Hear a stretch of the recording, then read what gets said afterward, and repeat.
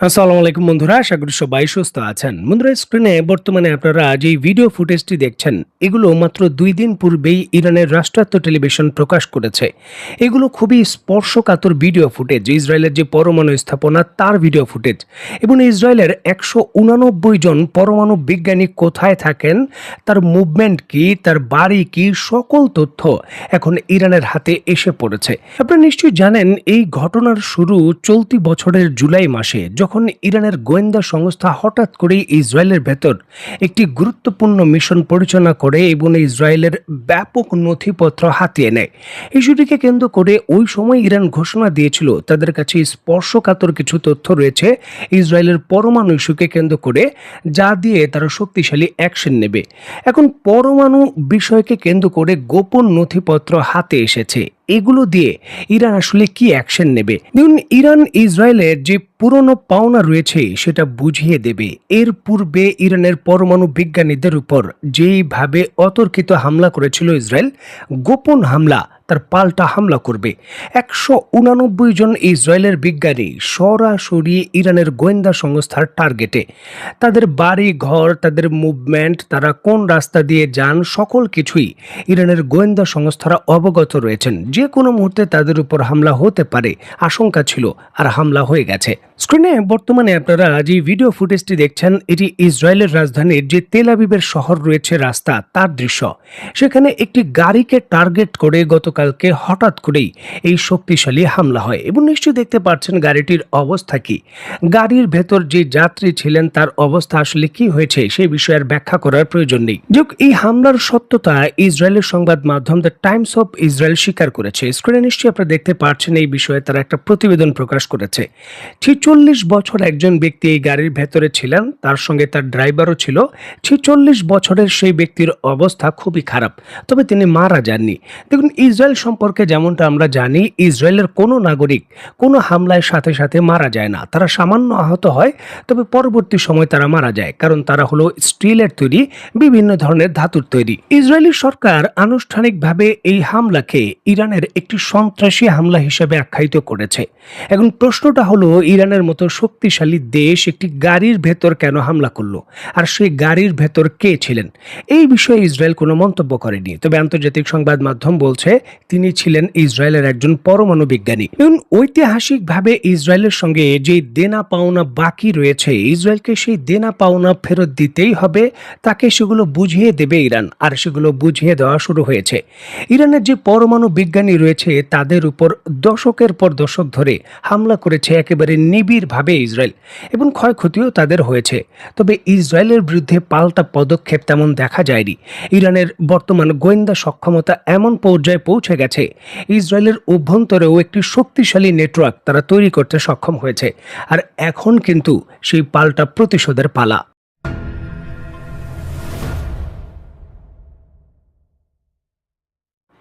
দেখুন, একদিকে যখন ইরান তার গোয়েন্দা সংস্থার সক্ষমতায় সরাসরি ইসরায়েলের বিরুদ্ধে সক্রিয় ইসরায়েলের অভ্যন্তরে পদক্ষেপ নিচ্ছে, অপরদিকে হরমুজ প্রণালীকে কেন্দ্র করেও শক্তিশালী ঘোষণা দিয়েছে ইরান।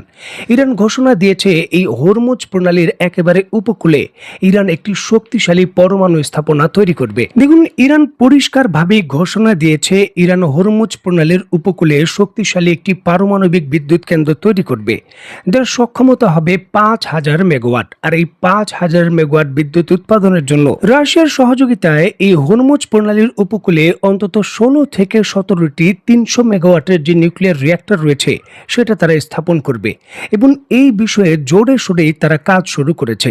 ইরানের এই ঘোষণার পরপরই সংযুক্ত আরব আমিরাত এবং ওমানের সঙ্গে ইরানের উত্তেজনা এখন তুঙ্গে।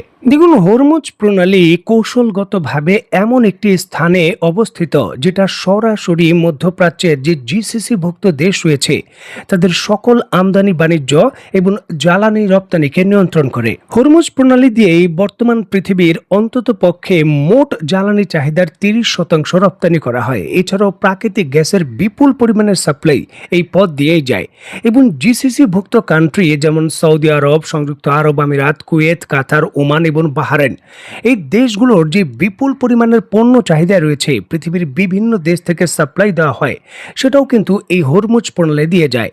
এই হরমুজ প্রণালী যদি কোনোভাবে বন্ধ হয়ে যায় বিশ্ব অর্থনীতিতে, সেটা যেই দেশ যেই প্রান্তে অবস্থান হোক না কেন, অবশ্যই তার উপর আঘাত আনবে। এখন এই ধরনের স্পর্শকাতর একটি স্থানের কাছে ইরান পরমাণু স্থাপনা তৈরি করবে, যেখানে ভবিষ্যতে যদি ইসরায়েল এবং যুক্তরাষ্ট্র হামলা করে তাহলে এই অঞ্চলে রেডিয়েশন ছড়িয়ে পড়া এবং এই পরমাণু হামলার কারণে অটোমেটিকলি এই রাস্তাটি বন্ধ হয়ে যাওয়ার যে কৌশলগত পথ সেটা সুগম হবে। দেখুন, হঠাৎ করে ইসরায়েলের সঙ্গে সংঘর্ষে যদি ইরান হরমুজ প্রণালী বন্ধ করে দেয়, সেটা আইনি ভিত্তি বা কৌশলগতভাবে ব্যাখ্যার ক্ষেত্রে কিছুটা জটিলতা তৈরি করতে পারে। আর এর সমাধান হিসেবেই কিন্তু ইরান হরমুজ প্রণালীতে এই কথিত পরমাণু স্থাপনা তৈরি করছে। ইসরায়েল এবং যুক্তরাষ্ট্র হামলা করলে সাথে সাথে এই হরমুজ প্রণালী কেন বন্ধ হয়ে গেল, এর দায় দায়িত্ব ইরান সরাসরি ইসরায়েল এবং যুক্তরাষ্ট্রের উপর চাপিয়ে দিতে পারবে। দেখুন, হরমুজ প্রণালীর মাধ্যমে ইরান তার যে পরমাণু স্ট্রাকচার রয়েছে বা পরমাণু অবকাঠামো রয়েছে তার নিরাপত্তা নিশ্চিত করতে চাচ্ছে। আন্তর্জাতিক নিয়ম অনুসারে যদি কোনো পরমাণু স্থাপনা সমুদ্রের উপকূলে হয় এবং সেটা কোনো কারণে যদি ক্ষতিগ্রস্ত হয় এবং রেডিয়েশন ছড়িয়ে পড়ে, তাহলে সাথে সাথেই ওই সমুদ্র এলাকার অন্তত 200 কিলোমিটার এরিয়ায় সকল মানুষের চলাচল এবং যানবাহন বা জাহাজের চলাচল নিষিদ্ধ করতে হয়। এমনটা কিন্তু আমরা দেখেছি জাপানের ক্ষেত্রে, যখন ফুকুশিমা পরমাণু বিদ্যুৎ কেন্দ্রে সুনামি এসে আঘাত করে তারপর পুরো ওই অঞ্চল কিন্তু খালি করা হয়েছে। এখন কৌশলগতভাবে ইরান হরমুজ প্রণালীর এমন একটি স্পর্শকাতর জায়গায় এই পরমাণু স্থাপনা তৈরি করছে, যেখানে হামলা করার পর ইরানের আর হরমুজ প্রণালী বন্ধ করতে হবে না, অটোমেটিকলি বন্ধ হয়ে যাবে।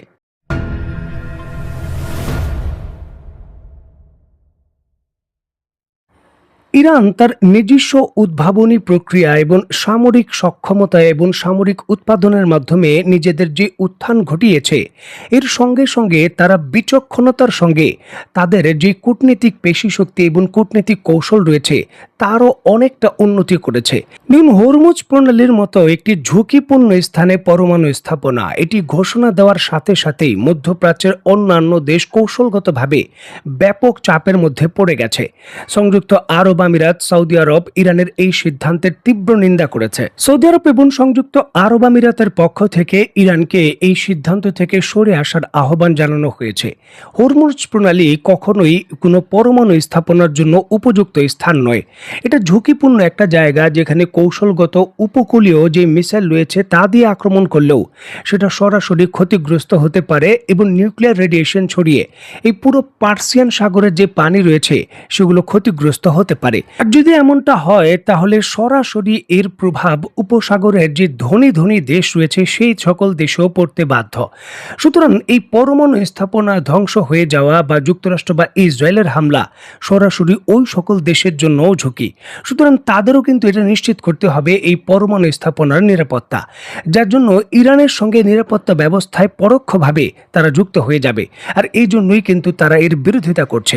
এখন দেখার বিষয় যে এই সকল দেশের বিরোধিতা উপেক্ষা করে চূড়ান্তভাবে ইরান এই প্রকল্প বাস্তবায়ন করতে পারে কিনা।